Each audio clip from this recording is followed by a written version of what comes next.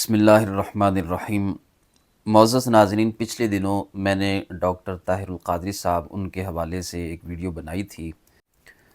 Doctor Tahir al-Qadri صاحب انہوں نے جو دعویٰ پیش کیا تھا کہ بخاری شریف کے اندر کھڑے ہو کر پیشاب کرنے کی روایت تو موجود ہے، لیکن بیٹھ کر پیشاب کرنے کی روایت موجود نہیں ہے۔ تو اس پر جب بخاری شریف کو دیکھا گیا تو بخاری شریف کے اندر بیٹھ کر قضائے حاجت کرنے کی روایت موجود ہے، اور ایک نہیں ہے بلکہ دو روایتیں ہمیں ملتی ہیں۔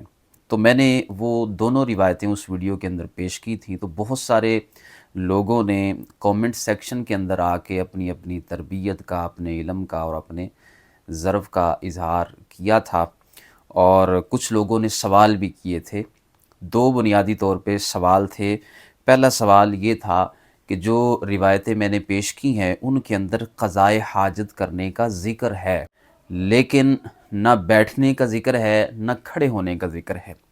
تو یہ بھی میں سمجھتا ہوں کہ محض ان کی جہالت ہے اور کم علمی ہے، اور میں یہ سمجھتا ہوں ان کی شاید بخاری شریف تک رسائی نہیں ہے جنہوں نے یہ بات ارشاد فرمائی ہے۔ میں سب سے پہلے تو یہی سوال جو انہوں نے کیا ہے کہ بیٹھنے کا ذکر تو آیا ہی نہیں ہے، قضائے حاجت کا مطلق ذکر ہوا ہے، تو میں ان کی خدمت میں دوبارہ عرض کرنا چاہتا ہوں، پھر عرض کر رہا ہوں، یہ بخاری کے اندر ہی موجود ہے۔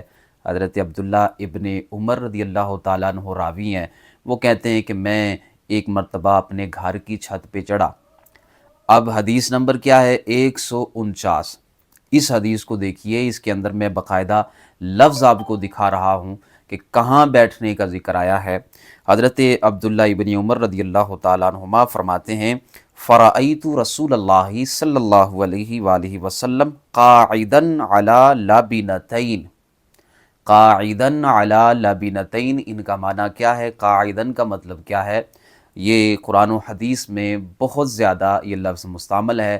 ہر بندہ جو دین کے ساتھ، اسلام کے ساتھ شغف رکھتا ہے، اس کو اس لفظ کے معنی و مفہوم کا بھی پتہ ہے۔